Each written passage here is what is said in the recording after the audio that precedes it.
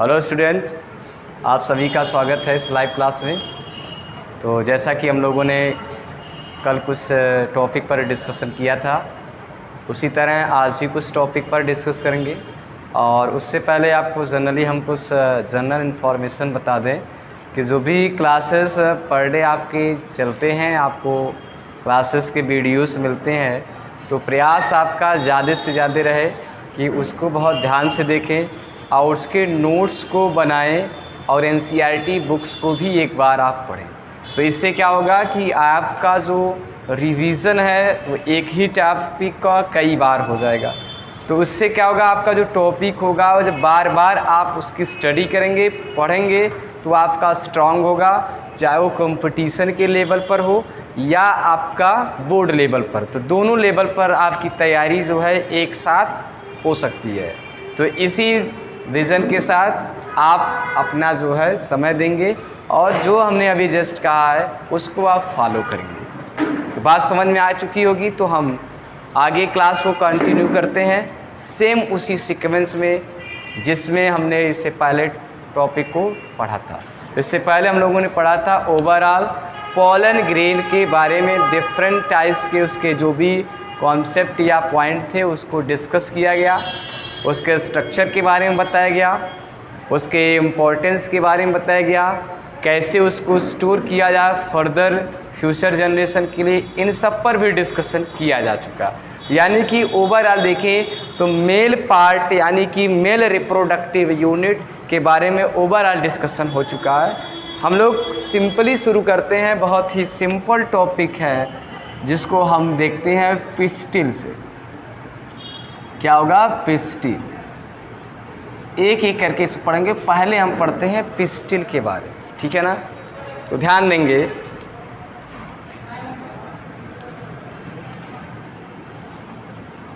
लिखेंगे gynoecium,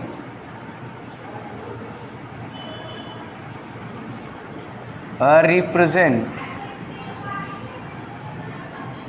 mail, gynoecium represent female reproductive unit और reproductive part. यानी कि फ्लावर का जो फीमेल रिप्रोडक्टिव पार्ट होगा उसको हम क्या कह सकते हैं? गाइनोसियम कहते हैं, ठीक है ना? बात समझ में आ गई।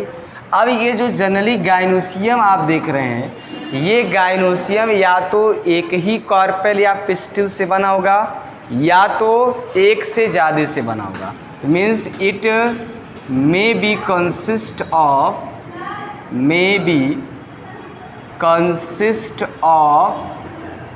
वन पिस्टिल और कार्पेल और मेनी पिस्टिल और कार्पेल। बात समझ में आ गई? यानी एक या एक से ज़्यादा कार्पेल और पिस्टिल मिल करके ऑर्गेनाइज करेंगे गाइनोसियम। और गाइनोसियम क्या होगा? एक तरह का फीमेल रिप्रोडक्टिव पार्ट होगा। क्लियर हो गया? ध्यान देंगे कि जब सिंगल कार्पेल होगा, ध्यान देंगे जब गाइनोसियम में क्या होगा, यानी या गाइनोसियम बना होगा सिंगल कार्पेल और पिस्टिल से, तब उसको क्या कहा जाएगा? मोनोकार्पेलरी कहा जाएगा। ध्यान दीजिएगा, तब उसको क्या कहेंगे? मोनोकार्पेलरी। मीन्स मोनोकार्पेल होगा, सिंगल कार्पेल होगा तो उसको क्या कहा जाएगा? मोनोकार्पेलरी। यानी गाइनोसियम कंसिस्ट हो, बना हो एक ही कार्पेल से, तो उसको मोनोकार्पेलरी कहेंगे। सेम उसी तरह से मल्टीपल या नंबर ऑफ कार्पेल, तो उसको क्या कहेंगे? Multi carpellary. ध्यान दीजिए, तो मल्टी कार्पेल यानी कि मोर देन वन कार्पेल, एक से ज़्यादा अगर कार्पेल है तो उसको क्या कहेंगे? मल्टी कार्पेलरी कहेंगे। बात समझ में आई? तो चलिए आगे हम लोग चलते हैं। यानी कि सिंपली आप इसको दिखा भी सकते हो ऐसे कि अगर एक सिंगल कार्पेल है, इस तरह सिंगल यूनिट है या बहुत सारे यूनिट है, तो बहुत सारे यूनिट अगर इस तरह मिल गए, ठीक, तो बहुत सारे यूनिट अगर एक साथ मिल गए तो क्या कहलाएंगे? मल्टी कार्पेलरी कहलाएंगे। तो मल्टी और मोनो सिंपल सा, वन मोर देन वन, ठीक है। आगे हम लोग आते हैं, नेक्स्ट वन पर आते हैं कि जब मल्टी कार्पेलरी कंडीशन होगा, यानी कि मोर देन वन कार्पेल, ध्यान दीजिएगा, मोर देन वन कार्पेल, और क्या हो, आपस में फ्यूज्ड हो, तो उसको क्या कहेंगे? उसको कहेंगे सिनकार्पस। ध्यान दीजिएगा, उसको नाम दिया गया सिनकार्पस।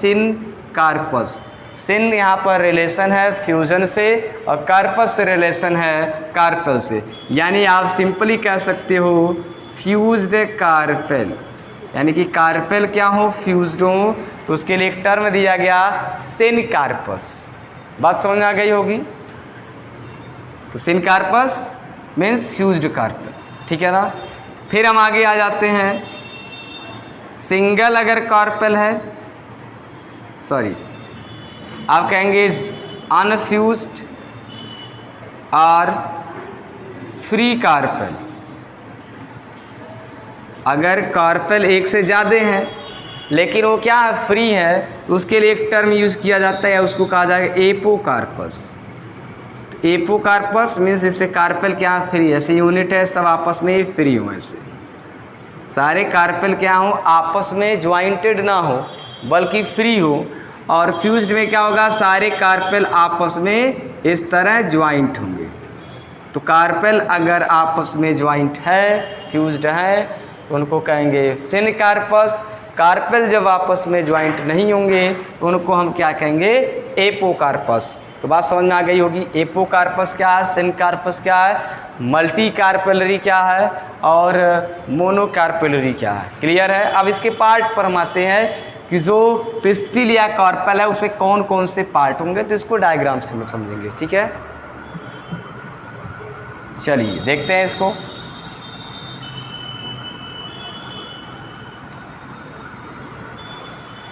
चलिए ध्यान दीजिएगा, डायग्राम पर आते हैं। डायग्रामेटिक वे से देखते हैं कि कौन कौन से पार्ट होंगे एक पार्टिकुलर पिस्टिल में, ठीक है। तो चलिए ध्यान सुनिएगा, ध्यान से देखिएगा। एक कैप लाइक जो पार्ट है इसको कहते हैं स्टिग्मा, ठीक। ये जो ट्यूबुलर पार्ट है इसको कहेंगे स्टाइल। स्वालन जो बेसल पार्ट होगा इसको कहेंगे ओवरी। बात समझ में आ गई होगी। यानी आप कह सकते हो कि जो पिस्टिल है या कार्पेल है उसमें ये तीन पार्ट मेनली होंगे। क्या है, स्टिग्मा है, स्टाइल है, ओवरी है। तो बेसल जो पार्ट है इसका क्या है, ओवरी है। बात समझिएगा। तो इसमें आगे हम लिख सकते हैं स्टिग्मा। स्टिग्मा क्या है, कैप लाइक पार्ट है, कैप लाइक पार्ट, ठीक। पहला तो आपने देख लिया कि स्टिग्मा क्या है, कैपिटेट होगा, कैपिटेट मीन्स कैप लाइक होगा, ठीक है। और यहाँ पर क्या होगा, पॉलन इसी पर लैंड होगा, pollen land on stigma. Pollen कहाँ पर लैंड होगा, तो वो स्टिग्मा पर लैंड होगा, पॉलन ग्रेन यहीं पर पहुँचेगा। आगे हम जो पढ़ेंगे पॉलिनेशन, वहाँ पर आपको मिलेगा किस तरह एंथर से जो पॉलन है वह इस फीमेल रिप्रोडक्टिव यूनिट के स्टिग्मा पर लैंड होगा। तो स्टिग्मा क्या होगा, कैप लाइक पार्ट होगा, कैपिटेट स्ट्रक्चर होगा जिस पर पॉलन ग्रेन आकर के लैंड होगा। साथ ही साथ स्टिग्मा का जो नेचर होगा वह स्टिकी भी होगा, स्टिकी स्टिग्मा। इसका मतलब क्या है कि जो स्टिग्मा होगा वो स्टिकी जब होगा तो पॉलन ग्रेन अगर बाई चांस या चांस वे में आ जाता है तो आसानी से वह स्टिग्मा से चिपका रहेगा, इधर उधर नहीं जाएगा। तो बात समझ में आ रही है सबको। देखिए बहुत ध्यान से सुनते रहिए और थोड़ा भी डिस्ट्रैक्शन माइंड में आपके ना हो तो आराम से आप कहीं ना कहीं इसको सीखते जाएंगे। बहुत सिंपल आपको बताया जा रहा है, ठीक है। एकदम स्पीड क्या है, 0 लेवल पर चल रहा है। तो स्टिग्मा आप जान गए, कैप लाइक है, पॉलन ही लैंड होगा और स्टिकी नेचर का होगा स्टिग्मा। स्टिकी नेचर का मतलब पॉलन यहाँ जब चिपक जाएगा तो पॉलन कहीं पर जाएगा नहीं। आप भी देखे होंगे किस तरह कोई चीज़ कहीं चिपकता है किसी ऑब्जेक्ट से तो हटता नहीं है, तो वही कहानी यहाँ पर है। तो स्टिग्मा को छोड़ दिया जाए। अब हम दूसरे पार्ट पर आ जाते हैं, स्टाइल पर। क्यों स्टाइल पर आते हैं ना? स्टाइल देखिए, ये नॉर्मल स्टाइल नहीं है, और ये क्या है, स्टाइल क्या है, एक पार्ट है यहाँ पर किसका, इस जो पिस्टिल है, फीमेल रिप्रोडक्टिव यूनिट है, उसका पार्ट है। बात समझ में आ रही है? तो स्टाइल आप थोड़ा ध्यान से करिएगा, क्योंकि यहाँ स्टाइल क्या है, कुछ और है। स्टाइल क्या है? ट्यूबुलर स्ट्रक्चर, जैसा कि दिख रहा है ट्यूबुलर स्ट्रक्चर या ट्यूबुलर पार्ट होगा। ट्यूबुलर पार्ट किसका होगा? पिस्टिल का होगा। काम क्या है इनका? स्टाइल तो इनका नाम तो बहुत सही है, लेकिन काम इनका देखते हैं तो काम भी बहुत सही है। ये पैसेज देगा किसको जाने के लिए? पॉलन ट्यूब को जाने के लिए। बात समझिएगा। तो स्टाइल तो नाम भी सही है, काम भी इनका सही है, तो ध्यान देते हैं क्या देगा? प्रोवाइड पैसेज, ध्यान दीजिएगा, provide passage to pollen tube. बहुत सिंपली आप देखिए कि जब पॉलन ट्यूब होगा तो इसी पैसेज के थ्रू ये आगे की तरफ जाएगा। तो काम भी आप जान गए कि स्टाइल का काम क्या होगा, ये पैसेज की तरह काम करेगा। बहुत सिंपल है, ठीक है। अब आप देखिएगा, डायग्राम को देखते रहिएगा, इधर उधर नहीं देखेंगे। ये डायग्राम आप देखिएगा। अब ये ट्यूब वाला पार्ट किस तरह फूल रहा है, देख रहे हैं किस तरह ये फूलता हुआ जा रहा है। जैसे जैसे नीचे जा रहा है वैसे वैसे फूल रहा है, यानी कि स्वालन पार्ट है। क्या होगा? स्वालन और बेसल। बेसल का मतलब बेस पर है, फूला हुआ है। इसको हम क्या कहेंगे? इसको हम कहते हैं ओवरी। तो ओवरी किसे कहते हैं? कोई डाउट नहीं है, आप कह सकते हैं it is basal and swollen. Basal भी होगा और फूला भी होगा, ठीक है ना। बेसल और स्वालन पार्ट होगा किसका? पिस्टिल का। तो वो पार्ट क्या है? ओवरी है। बात समझ में आ गई? ओवरी क्या है? बेसल होगा, साथ ही साथ फूला हुआ पार्ट होगा। इतना तो आपको बताना ही है। उसके बाद आप देखेंगे कि जो ओवरी का इनर वॉल होगा, इससे कुछ स्ट्रक्चर लगे होंगे। इस स्ट्रक्चर का नाम होगा, इस स्ट्रक्चर का नाम होगा ओव्यूल। ध्यान दीजिएगा, यानी ओव्यूल लगा होगा ओवरी के वाल से। ओवरी के वाल को कहते हैं प्लेसेंटा। तो इसमें एक पॉइंट हम ये भी लिख सकते हैं, ovule attach or link or connect attached with ovary wall. Ovary के वाल से ये जुड़ा होगा। ओवरी के वाल को यहाँ पर नाम दिया गया है प्लेसेंटा, तो कन्फ्यूज नहीं होंगे। प्लेसेंटा क्या है? ओवरी का क्या है? एक वाल ही है प्लेसेंटा। और इसी से क्या जुड़ा होगा? यहाँ डायग्राम में आप देखिएगा, ये स्ट्रक्चर हमने बनाया है, इस स्ट्रक्चर को कहते हैं ओव्यूल। तो ओव्यूल कहाँ जुड़ा है? ओवरी के वाल से। तो क्लियर हो गया। तो जनरली हमने अभी तक केवल आपको ये समझाने का प्रयास किया कि जो कार्पेल या पिस्टिल है उसमें कौन कौन से पार्ट हैं, और सबका काम भी आपने देख लिया। स्टिग्मा किस तरह स्टाइल में, और स्टाइल किस तरह ओवरी में टर्मिनेट हो रहा है, और इसी ओवरी के अंदर उसके वाल से लगे होंगे ओव्यूल जैसे कुछ स्ट्रक्चर। क्या लगे होंगे? ओव्यूल जैसे कुछ स्ट्रक्चर। और ये भी आप ध्यान रखिए कि हर ओवरी में जो ओव्यूल की संख्या है वह 1 to many हो सकता है। ध्यान सुनिएगा, यानी कि ओव्यूल की संख्या ओवरी में एक भी हो सकता है और एक से ज़्यादा भी हो सकता है। तो एक किस में होगा? एक एग्जाम्पल हम बता देते हैं, जैसे व्हीट है, व्हीट में या व्हीट के ओवरी में एक ही ओव्यूल और एक से ज़्यादा किस में होंगे? पपाया में होंगे, मीन्स पपीता में होगा। तो पपीता में आप देखेंगे बहुत सारे सीड, तो यानी कि उसमें बहुत सारे ओव्यूल पहले रहे होंगे, और उसी तरह आप वीट में देखेंगे एक सिंगल सीड, इसका मतलब उसमें एक ही ओव्यूल रहा होगा। तो आप जान गए, जानकारी के लिए हमने आपको बता दिया कि ओव्यूल इसके अंदर एक भी हो सकता है, एक से ज़्यादा भी हो सकता है। तो बात समझ में आ गई होगी। अब हम लोग चलेंगे किस पर, इस फीमेल रिप्रोडक्टिव यूनिट के अंदर चलेंगे, बात करेंगे जो ओव्यूल है, ओव्यूल के डायग्राम या स्ट्रक्चर के बारे में। ये तो पहला पार्ट था पिस्टिल और कह सकते हैं फीमेल रिप्रोडक्टिव यूनिट। क्लियर?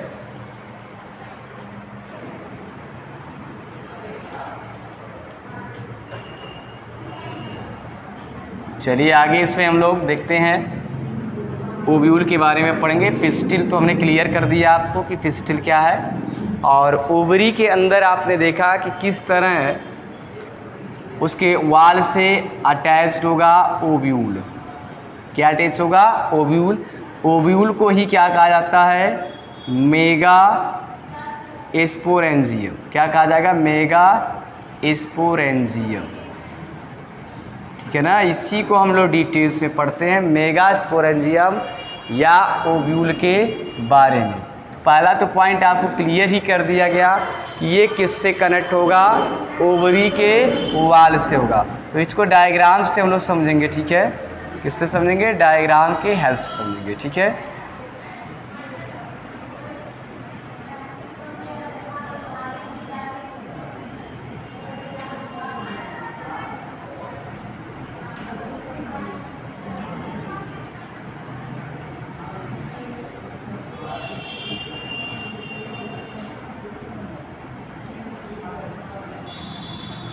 चलिए ध्यान देते हैं, इसको हम लोग डायग्राम से समझेंगे। ठीक है ना, तो फर्स्ट पार्ट को हम यहाँ पर देखेंगे, इसको कहेंगे फ्यूनिकल।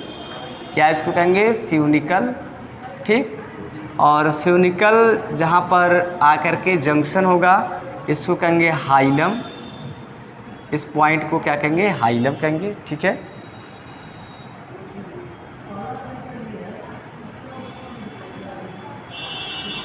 नेक्स्ट बनाते हैं जो आउटर पार्ट है, इसको कहेंगे आउटर इंट्यूगमेंट।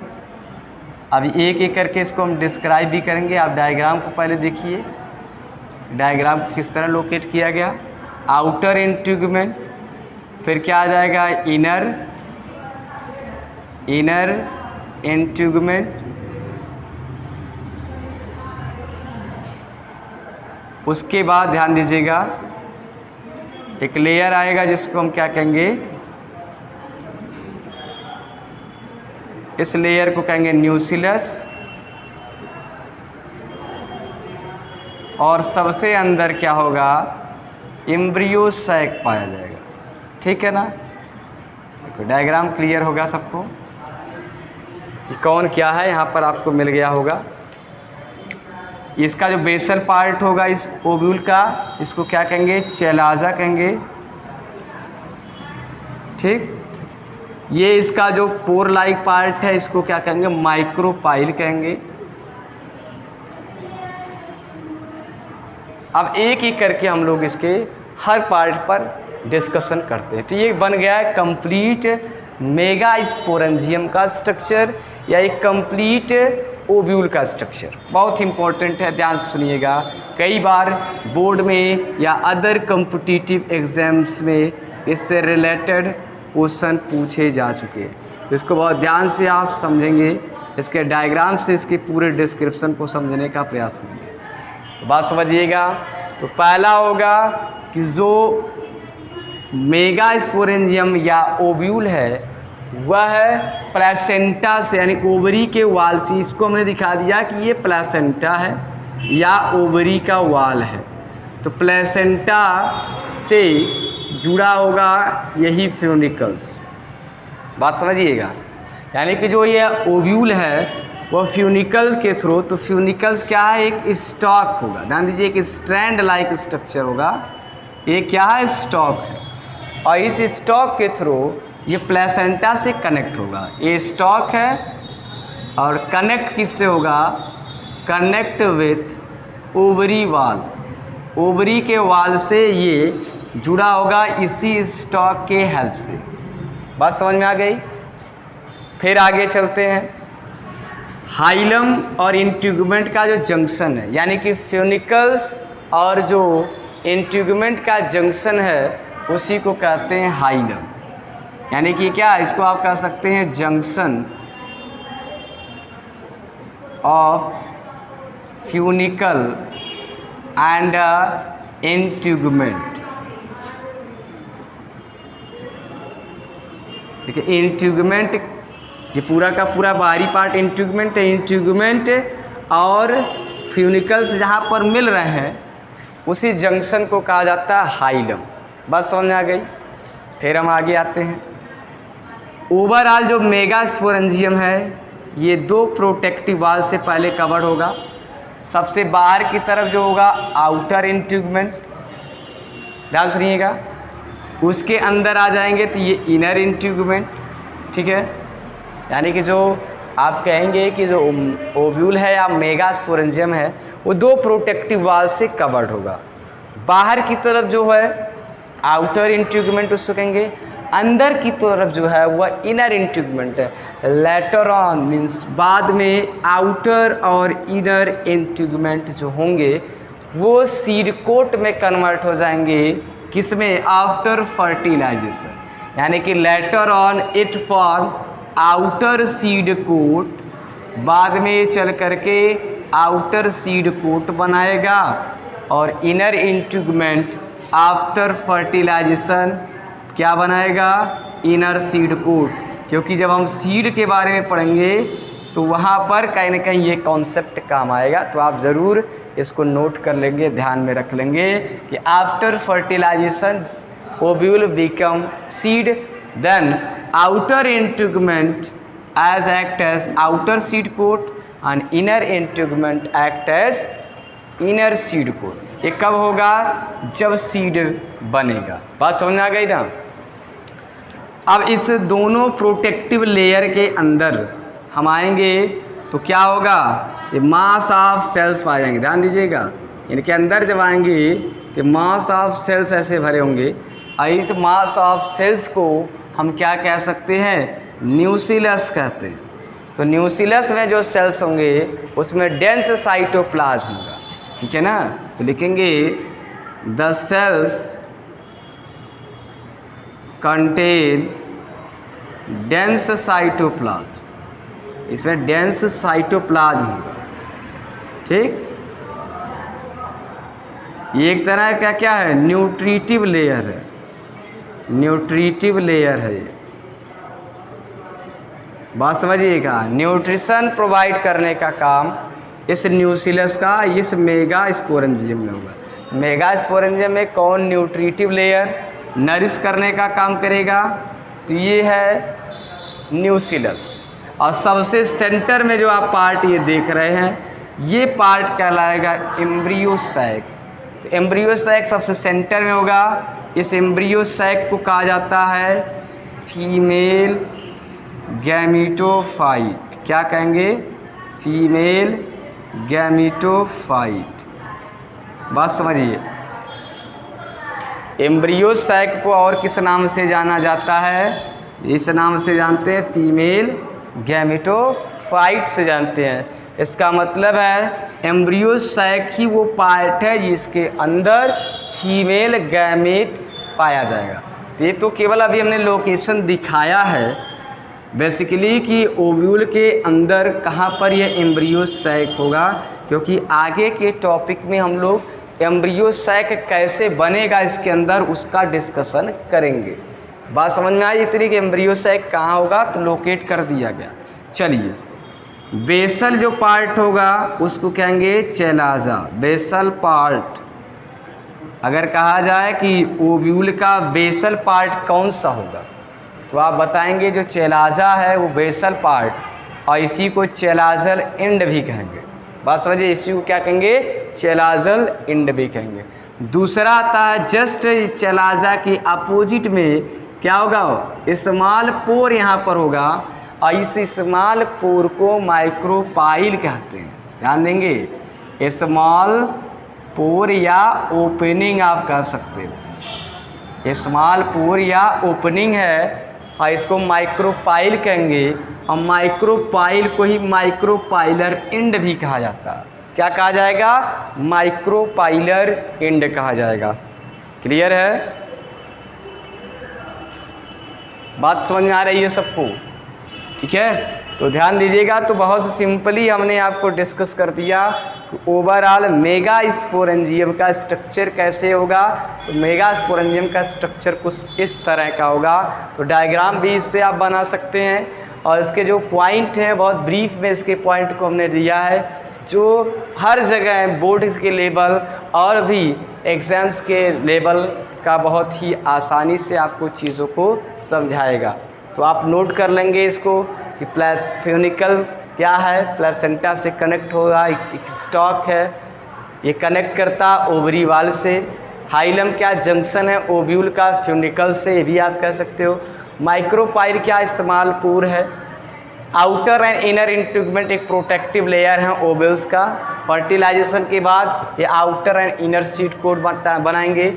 फिर अंदर की तरफ जाएंगे तो न्यूक्लियस होगा जो डेंस साइटोप्लाज्म से भरा हुआ होगा, न्यूट्रिएंट्स पाए जाएंगे, एम्ब्रियो सैक के डेवलपमेंट पे हेल्प करेंगे। एम्ब्रियो सैक क्या है? फीमेल गैमेटोफाइट है, इसके अंदर फीमेल गैमेटो जेनेसिस होगा, फीमेल गैमिट्स बनेंगे। एंड बेसल एंड को चेलाजा कहते हैं। जस्ट इसके अपोजिट पाया जाएगा माइक्रोपाइल स्मॉल ओपनिंग होगा, जिसको माइक्रोपाइल कहेंगे। मोस्टली पॉलन ट्यूब इसी माइक्रोपाइलर पार्ट के थ्रू अंदर की तरफ एंटर करता। अब हम लोग नेक्स्ट पार्ट पर मूव करेंगे, उससे पहले आप देखो, ध्यान दो।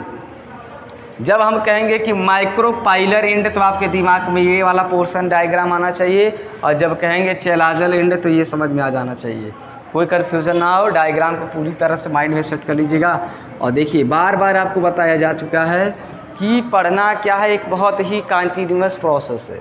पढ़ना क्या है, एक कॉन्टीन्यूअस प्रोसेस है, और जब तक आप पूरी तरह से कंटिन्यूटी को नहीं मेंटेन करेंगे तब तक जो है कुछ आपको मिलेगा नहीं, तब तक आपको चीज़ें समझ में नहीं आएंगी। जैसे हमने इससे पहले पॉलन ग्रेन पढ़ाया, उसके बाद आप ज़रूर इस स्ट्रक्चर को, इस टॉपिक को पढ़ें, और इसके बाद के भी पढ़ें। तो इससे क्या होगा, कंटिन्यूटी आपकी मेंटेन होगी। और जब कंटिन्यूटी मेंटेन आप कर लेंगे तो जाहिर सी बात है कि आपको आगे बढ़ने से कोई रोक नहीं सकता है। कमज़ोर जो है वो भी धीरे धीरे करके स्ट्रांग हो जाएगा। और अगर कोई भी पढ़ाई पर ध्यान नहीं दे रहा, जो हम बोल रहे हैं उस पर ध्यान नहीं दे रहा है, बिना ट्रैक के चल रहा है, तो अगर वो स्ट्रांग भी है तब भी वो कहीं न कहीं वीक हो जाएगा। कब वीक हो जाएगा उसको पता नहीं चलेगा। तो देखिए जनरली ये मेरा इन्फॉर्मेशन या कह सकते हैं सजेशन ऐसे स्टूडेंट के लिए है जिनका ध्यान, जिनका कंसंट्रेशन पढ़ाई पे नहीं लगता है, तो वो ज़रूर इस वीडियो को या जो भी इससे पहले वीडियोस हैं उसको बार बार देखें, एनसीईआरटी को पढ़ें, नोट्स को बनाएं।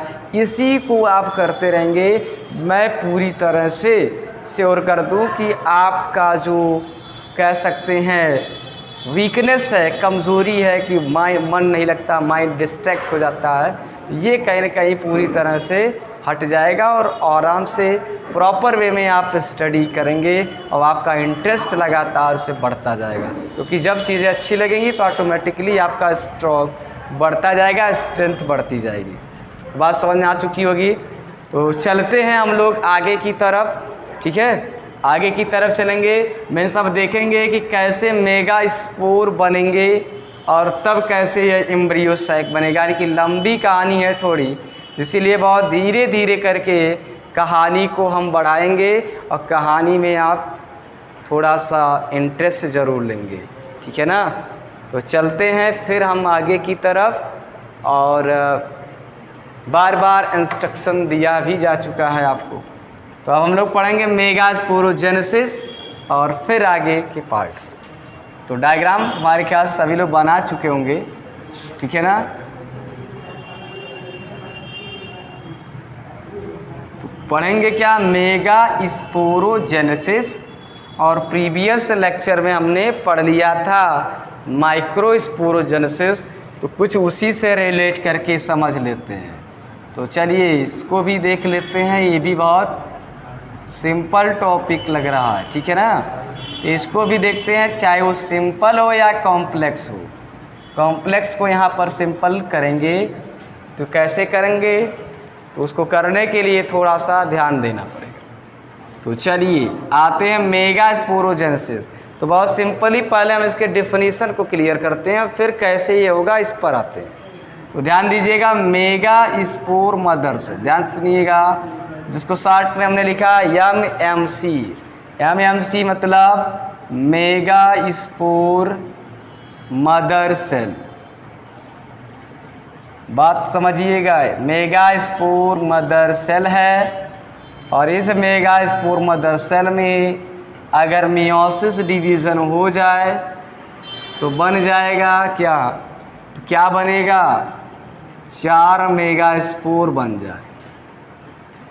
बात को समझिएगा, मेगा स्पोर की संख्या 4 होगी और हैप्लॉइड होंगे। क्लियर है, क्योंकि आप पहले ही पढ़ चुके हैं 11th स्टैंडर्ड में कि मियोसिस एक रिडक्शनल डिवीज़न है। तो मियोसिस रिडक्शनल यानी कि अगर ये 2n है तो n में कन्वर्ट हो जाएगा। जो भी सेल्स यहाँ पर बनेंगे चारों, वो क्या हो जाएंगे, n ही होंगे। बात समझ में आई। यानी कि सिंपल डेफिनेशन आप लिख सकते हो, फॉर्मेशन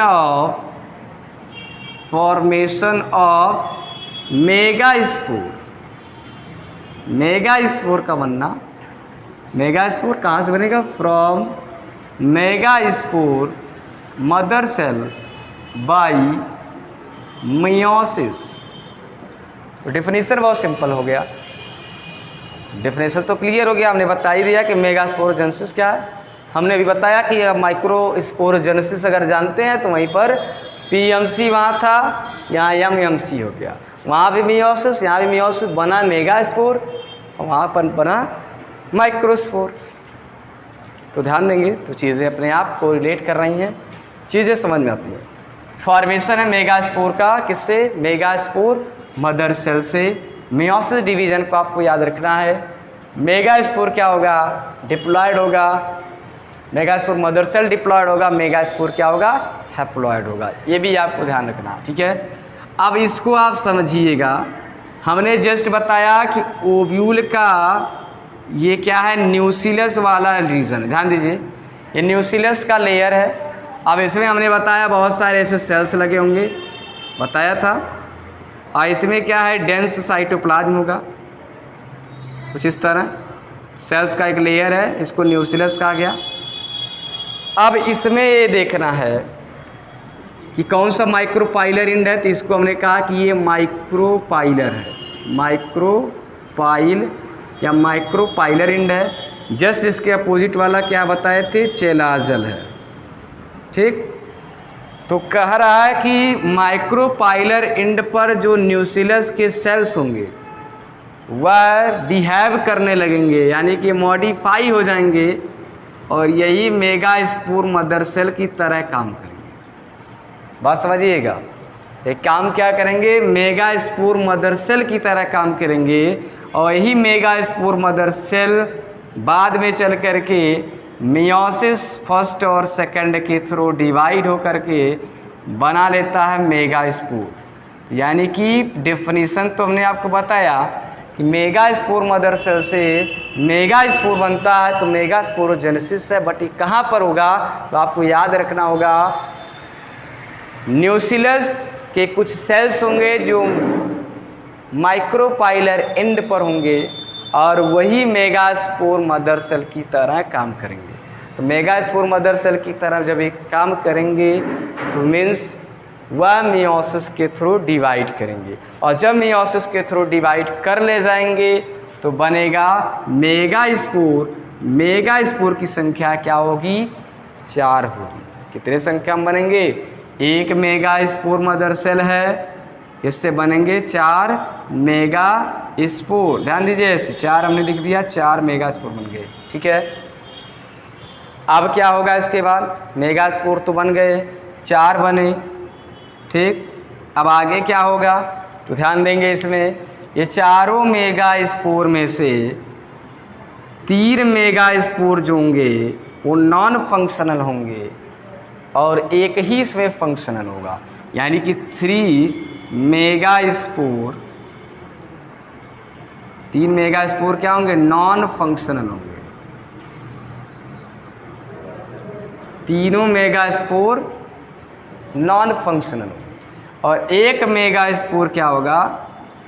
1 मेगास्पोर क्या होगा? फंक्शनल होगा। बात को समझिएगा। 4 में से 3 क्या होंगे? नॉन फंक्शनल होंगे। तो नॉन फंक्शनल होंगे, इसको आप देखिएगा। तो ये मीन्स ये जो 3 मेगास्पोर होंगे ये क्या हो जाएंगे? डीजनरेट हो जाएंगे। 3 मेगास्पोर डीजनरेट हो जाएंगे और केवल एक ही मेगास्पोर क्या होगा? बचेगा। बात को समझिएगा। 3 मेगास्पोर डीजनरेट, यानी आगे आप लिख सकते हैं बीकेम डीजनरेट, और क्या होगा? एक ही बचेगा, यानी कि बचा क्या? 1 मेगास्पोर बचा।